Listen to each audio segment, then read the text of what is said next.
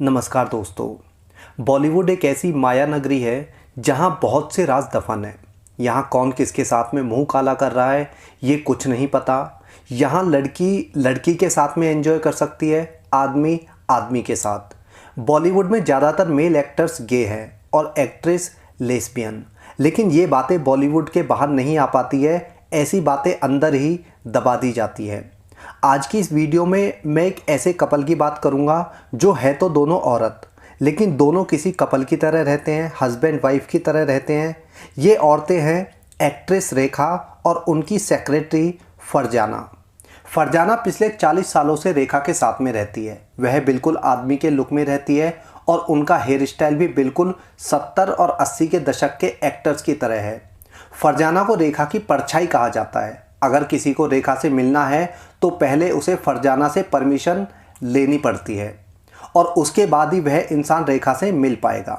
यही कारण है कि बॉलीवुड के ज़्यादातर लोग फरजाना से नफरत करते हैं, क्योंकि वह उनके और रेखा के बीच में दीवार बनकर खड़ी है। लेकिन सवाल आता है कि फरजाना और रेखा का रिश्ता इतना ज़्यादा सीक्रेट क्यों है? ये दोनों इतनी ज़्यादा क्लोज क्यों है? रेखा और फरजाना की मुलाकात हुई थी साल 1981 में फिल्म सिलसिला के दौरान। उस समय फरजाना जो है रेखा की मेकअप टीम में थी और रेखा की हेयर आर्टिस्ट थी। ये वो समय था जब अमिताभ और रेखा का ब्रेकअप हो चुका था। दोनों ने साथ में फिल्में करनी बंद कर दी थी। फिल्म सिलसिला भी रेखा ने जो है यश चोपड़ा के कहने पर की थी, जबकि उससे पहले ही अमिताभ और रेखा का ब्रेकअप हो चुका था। फिल्म सिलसिला के दौरान जब रेखा अमिताभ को देखकर बहुत ज़्यादा दुखी रहती थी तो उस समय फरजाना रेखा की बहुत ज़्यादा केयर करती थी। फरजाना की केयर से रेखा जो है बहुत ज़्यादा इम्प्रेस हुई थी। साल 1986 तक आते आते हाल ये हो गया था कि रेखा और फरजाना एक दूसरे के काफ़ी ज़्यादा करीब आ गए थे। उसी समय रेखा ने फरजाना को अपनी हेयर आर्टिस्ट से हटाकर पर्सनल सेक्रेटरी बना लिया। अब रेखा की फिल्मों की डेट से लेकर इवेंट्स और यहाँ तक कि रेखा कहाँ कहाँ जाएगी और किस किस से मिलेगी का हिसाब किताब फरजाना ही रखने लगी थी।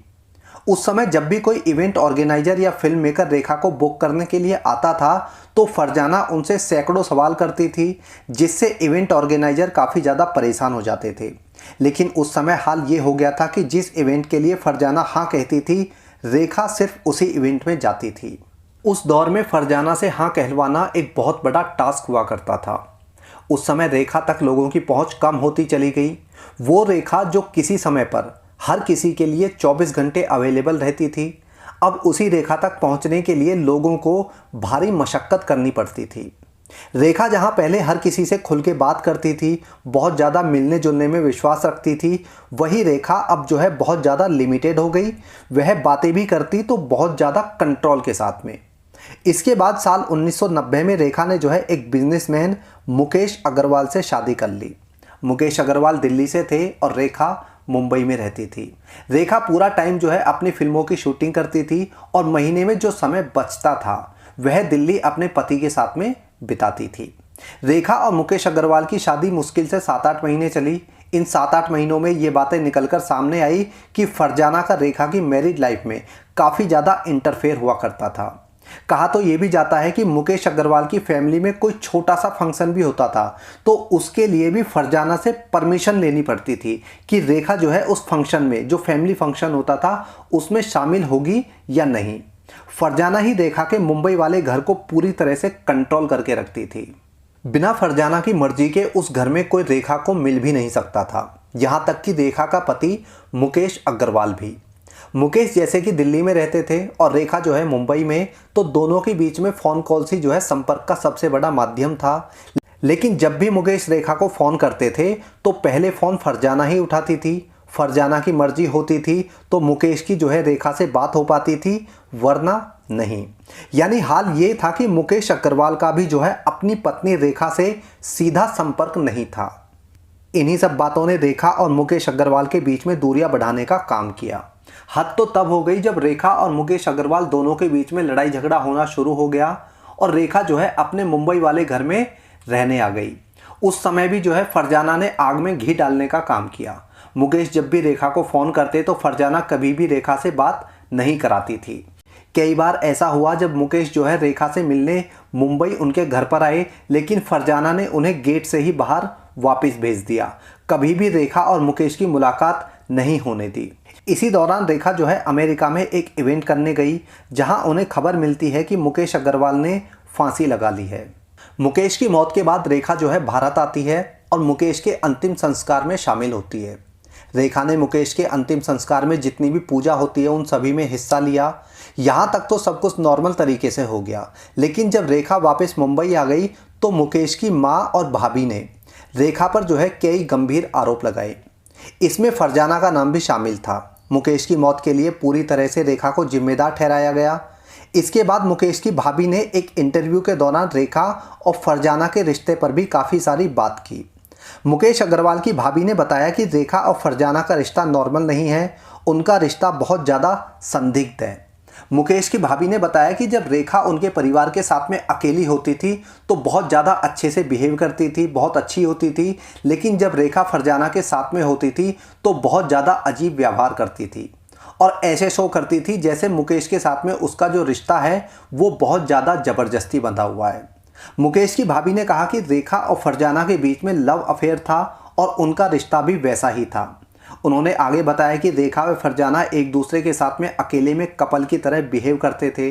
इसके अलावा मुकेश की भाभी ने एक और चौंकाने वाली बात बताई। उन्होंने बताया कि रेखा के कमरे में जाने की किसी को इजाज़त नहीं है। रेखा के मुंबई वाले घर में 10 से ज़्यादा नौकर चाकर काम करते थे, लेकिन किसी को भी रेखा के कमरे में जाने की इजाज़त नहीं थी। फरजाना ऐसी इकलौती इंसान है जो रेखा के रूम में बिना बताए जा सकती है। रेखा और फरजाना का रिश्ता काफ़ी ज़्यादा सीक्रेट रहा है। फरजाना हमेशा एक आदमी के गेटअप में घूमती है और उनका जो हेयर स्टाइल से लेकर रहन सहन सब एक आदमी जैसा है। इस दुनिया में ना तो कोई रेखा का संबंधी है और ना ही फरजाना का।